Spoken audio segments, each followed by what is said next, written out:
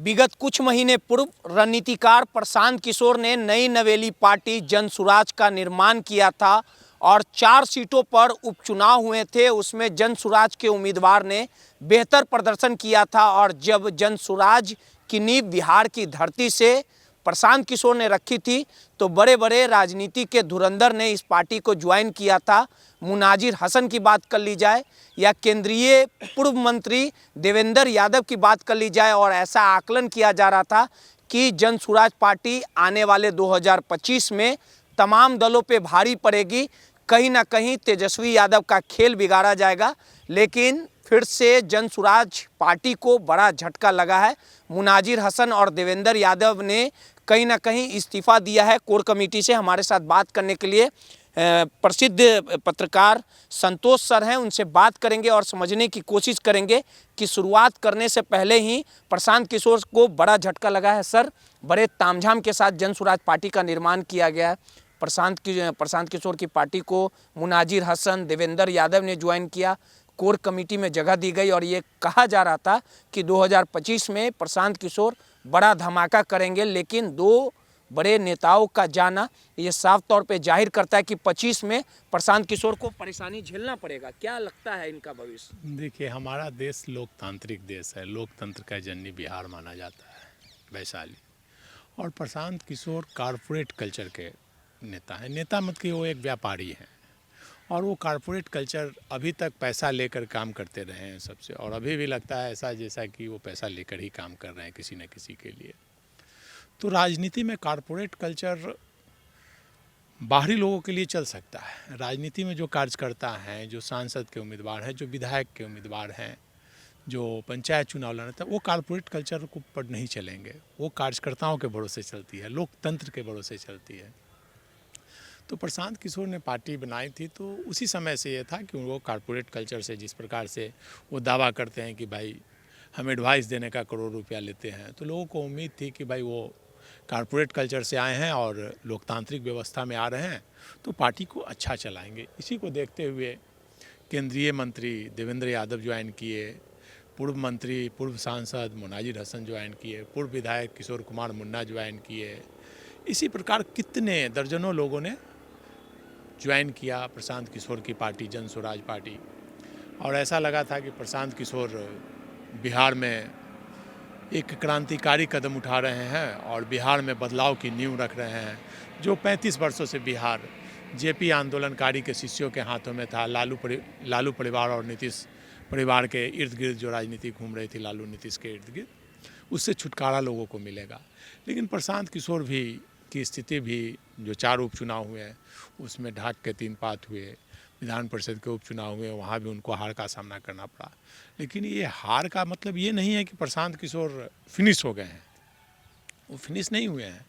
उनका जो टारगेट है, लालू राज का खात्मा, आरजेडी का समापन, जेडीयू को समापन और भाजपा को आगे बढ़ाना, मतलब उनकी अपर कास्ट पॉलिटिक्स है। खासकर माना जाए कि भाजपा की बी टीम के फॉर्मेट पे वो काम कर रहे हैं। ऐसा पर्दे के पीछे का ऐसी खेल आम यही है भाजपा का। ऐसा आम चर्चा है कि भाई वो भाजपा के बी टीम के रूप में काम को भी कर रहे हैं। लंबा अनुभव है देखिए, पत्रकारिता का। आप जान लीजिए, नब जो टटोल लेते हैं। आप जान लीजिए, बिहार में अगर कोई भी व्यक्ति अगर 5 करोड़ रुपया खर्च अगर करता है तो उस पर सीबीआई और ईडी का छापा पड़ जाता है। प्रशांत किशोर पिछले 2-3 वर्षों से करोड़ों रुपए खर्च कर, मुझे लगता है कि 100 करोड़ से ज़्यादा खर्च कर चुके हैं, 100-200 करोड़, लेकिन उन पर सीबीआई ईडी का तो छापा नहीं पड़ा। इससे एक संदेह जाता है कि कहीं ना कहीं वो उनकी भाजपा से और उनकी मिलीभगत थी। और उनका टारगेट आप देखिए, उनका टारगेट क्या है? लालू प्रसाद और नीतीश कुमार। वो क्या बोलते हैं कि मैं 50 मुसलमानों को टिकट दूंगा, 40 मुसलमानों को। तो मुसलमानों को टिकट देकर किसको जीता है, फ़ायदा पहुंचाएंगे, किसको नुकसान पहुंचाएंगे? निश्चित तौर पर भाजपा को फ़ायदा होगा, लालू प्रसाद को नुकसान होगा, मुसलमान का वोट काटेंगे, जैसा कि बेलागंज में हुआ, इमामगंज में हुआ। कहाँ उन्होंने उस और जनता दल यू का कैंडिडेट मान लीजिए वो देते हैं बिहार में, जनता दल यू के खिलाफ अपर कास्ट कैंडिडेट देते हैं। तो अपर कास्ट का वोट जनता दल यू, तो जनता दल यू को नुकसान करेंगे, भाजपा को तो नुकसान नहीं होगा।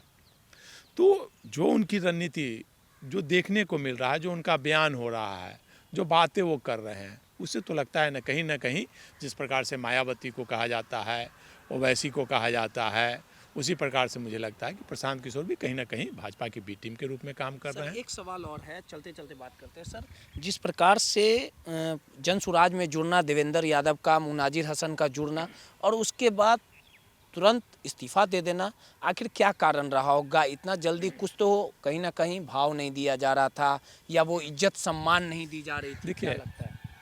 चाहे देवेंद्र यादव हो, चाहे मुनाजिर हसन हो या किशोर कुमार मुन्ना हो, चाहे कोई भी नेता हो जो एमपी रहा हो, एमएलए रहा हो, मंत्री रहा हो, तो लोकतांत्रिक व्यवस्था में भरोसा करता है, ना कि कारपोरेट कल्चर में। और प्रशांत किशोर पार्टी को कारपोरेट स्टाइल में चला रहे हैं। मतलब कारपोरेट में जो मैनेजर बोल दिया, जो जीएम बोल दिया, वो फाइनल है और किसी को बॉस इज ऑलवेज राइट। तो राजनीति में, लोकतंत्र में बॉस इज ऑलवेज राइट नहीं होता है। लोकतंत्र में जनता इज ऑलवेज राइट। जनता जो कहती है वो सुनना पड़ता है, ये नहीं कि आप किसी पे थोप देंगे। जैसे उन्होंने कहा था कि मैं एजुकेटेड लोगों को टिकट दूंगा, अनपढ़ लोगों को नहीं टिकट दूंगा, लेकिन 4 उपचुनाव में क्या उसमें टिकट दिया? 10वां पास, इंटर पास, झोला छाप डॉक्टर को उन्होंने टिकट दिया। तो उनकी तो कथनी और करनी में फ़र्क हो गया। उसी प्रकार से आप ले लीजिए मुनाजिर हसन, चाहे किशोर कुमार मुन्ना, जो कार्यक्रम हुआ उसमें किशोर कुमार मुन्ना ने का जनाधार है, वो शुरुआती दौर से प्रशांत किशोर के साथ थे, लेकिन मंच पर उनको भाषण तक नहीं देने दिया गया। मुनाजिर हसन कोर कमेटी में है, पार्टी का क्या नाम होगा उनको लास्ट तक उनको खुद पता नहीं कि पार्टी का नाम क्या रखा जाएगा, पार्टी का में कौन अध्यक्ष होंगे। भाई लोकतांत्रिक व्यवस्था है ना कि प्रशांत किशोर किसी को ला के एक आईएफएस, रिटायर्ड आईएफएस को लाकर उन्होंने बना दिया, जो कि मुनाजिर हसन को एक दिन पहले तक नहीं पता है, जो कोर कमेटी में है। किशोर कुमार मुन्ना को नहीं पता है, देवेंद्र यादव को नहीं पता है। इसी प्रकार कोई भी निर्णय ले रहे हैं तो प्रशांत किशोर बस निर्णय लेते हैं, बस बॉस जो आदेश जारी कर देते हैं। इसी वजह से चाहे मुनाजिर हसन ही नहीं, पार्टी में जितने भी लोग हैं जो जनप्रतिनिधि रह चुके हैं, उनकी नाराज़गी है और सब लोग धीरे धीरे पार्टी छोड़ेंगे। सर आपको लगता है 2025 के चुनाव के पहले अगर कारवा यही रहा तो कैसे काम हो पाएगा? 2025 तक ये पार्टी टिक पाएगी? देखिए, पार्टी निश्चित तौर पर टिकेगी, पार्टी में कोई दिक्कत नहीं है। वो कारपोरेट दम नहीं ना रहेगा सर? देखिए, दम नहीं रहेगा, लेकिन हराने का दम तो रहेगा। जितने अगर 5000 वोट भी उनका कैंडिडेट काट लेते हैं, अगर वो मुस्लिम कैंडिडेट दे देते हैं 50, इसी फॉर्मेट पे काम कर रहे हैं निश्चित तौर पर अगर वो 50 मुस्लिम कैंडिडेट देते हैं तो 5000 भी एक विधानसभा में काटते हैं तो आरजेडी को तो हरा देंगे। एक सवाल और है सर, प्रशांत किशोर की तो बात हम लोग कर लिए। जिस प्रकार से अमित शाह ने एक नेशनल चैनल के मंच पे ये कहा, पूछा गया कि 2025 के नेतृत्व में नीतीश कुमार का नेतृत्व में चुनाव लड़ा जाएगा, तो सीधे तौर पे अमित शाह ने नकारने का ही काम किया, सीधे तौर पे कह सकते हैं। तो क्या लगता है चीज़ें पक रही हैं, तैयारी हो गई है, रणनीति हो गई है कि नीतीश को ठिकाने लगा देना? क्योंकि अमित शाह अगर इस तरह का बयान दे रहे हैं तो जरूर कोई बात। देखिए, निश्चित तौर पर पिछले 20 वर्षों से भारतीय जनता पार्टी नीतीश कुमार को निर्विरोध नेता मानती रही है।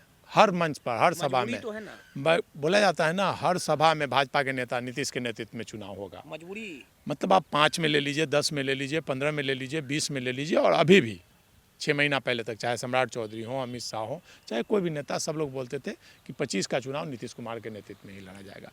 लेकिन नीतीश कुमार अब अस्वस्थ हैं और जो आम चर्चा है एंटी इनकम्बेंसी फैक्टर है। तो भाजपा जो एक रिपोर्ट बना रही है जनाधार, जिसमें कि नीतीश के कारण भाजपा को नुकसान हो सकता है और प्रशांत किशोर वोट काट सकते हैं नीतीश का। अच्छा, ये भी बातें आ रही हैं कि बेटे को उतार सकते हैं चुनावी मैदान में, ये कितनी सच्चाई है? तो पहले ये बता रहे हैं, यही वजह है कि अमित शाह ने एक मंच पर, टीवी चैनल के मंच पर कहा कि भाई नेतृत्व अभी तय नहीं होगा, वो संसदीय बोर्ड तय करेगा, वो जदयू का हो या भाजपा का हो।